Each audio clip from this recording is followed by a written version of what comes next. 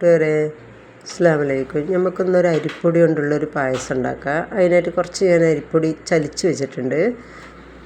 അത് നമുക്കൊരു പാത്രം വെച്ചിട്ട് അതിലേക്ക് ഒരു 1.5 ഗ്ലാസ് വെള്ളം ഒഴിച്ചിട്ട് നമുക്ക് ഈ അരിപ്പൊടി ഇട്ട് നന്നായി പത്തിരിൻ്റെ പരുവത്തിന് നമുക്ക് വാട്ടിയെടുക്കാം. ഇതിൽ കുറച്ച് ഉപ്പിടുന്നുണ്ട്, കുറച്ച് നെയ്യോ ഓയിലോ വെളിച്ചെണ്ണ എന്താ ചടാ. ഞാൻ ഇപ്പോൾ ഇവിടെ ഇത്തിരി നെയ്യാണ് ഇടുന്നത്. അതെന്താണെന്ന് പറഞ്ഞാൽ നമുക്ക് ഒട്ടാതിരിക്കാൻ വേണ്ടിയിട്ടാണ്, ഒട്ടിപ്പിടിക്കാതിരിക്കാൻ വേണ്ടിയിട്ടാണ്.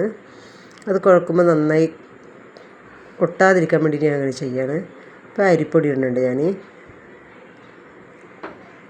നന്നായി നമുക്ക് പത്തിരിൻ്റെ പരുവത്തിൽ കുഴച്ചെടുക്കാം. ഇളക്കി നന്നായി അത് കുഴച്ചെടുക്കുക.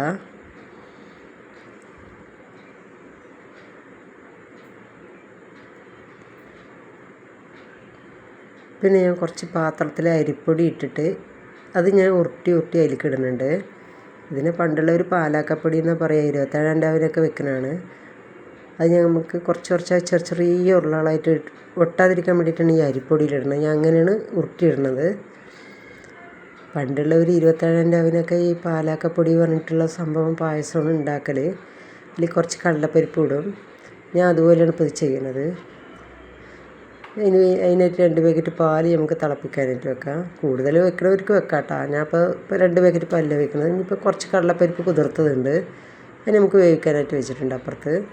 അത് വേവിച്ചത് ഈ പാലിലേക്ക് എടുത്തിട്ടുണ്ട്. ഈ അരിൻ്റെ ഉണ്ട ഞാൻ അതിലേക്ക് ഇട്ടിട്ടുണ്ട്, പാലിലിട്ടിട്ടുണ്ട്. അത് ചലിച്ചിട്ടാണ് ഇടുന്നത്, മാവോടെ ഇടാൻ പാടില്ല. പിന്നെ കുറച്ച് തേങ്ങാക്കൊത്ത് അതിലേക്ക് ഇടുന്നുണ്ട് നെയ്യിൽ വറുത്തിട്ട്.